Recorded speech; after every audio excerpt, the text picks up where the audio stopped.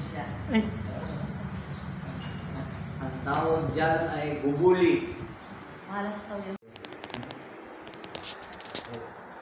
Kaya dito, lalabas natin technology. Noon wala pa yung mga bagay-bagay na talaga, buong mundo maano ng technology. Ganon kabilis ang technology. Meditasyon. Talaga, pinapakita sa kanila.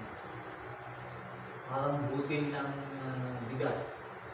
Yung loob nun, kumpleto. Matatrack ka na kung saan ka pumunta, anong binayad mo, anong transaksyon mo, ano ka, sino ka, ilang taong ka, anong pera mo. Sinisequester na nila lahat-lahat. Batas yun. Kaya ang nandito pa lang sa atin, ID system. ID system. Napagkakakilanlan ka, meron ng mga doon, nakalagay na sa scan. Yun ang kakabit sa iyo at dadagdag. Anak mo yun. Ganon din tayo. O proteksyonan tayo sa araw at panahon na yun ng ating Panginoon. Kaya hindi tayo mamumugin. Kung hindi man tayo magkakabit ng microchip. Meron na ba? Meron na po. Yung Neuralink nagkabit na.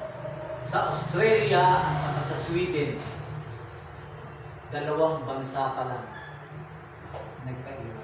Pero ilan-ilang kumpanya sa Amerika nagpapairal na. Ginaganyan na. Okay. Ulo.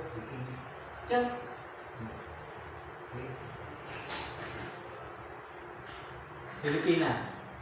Susunod ba din ang Pilipinas? Susunod tayo.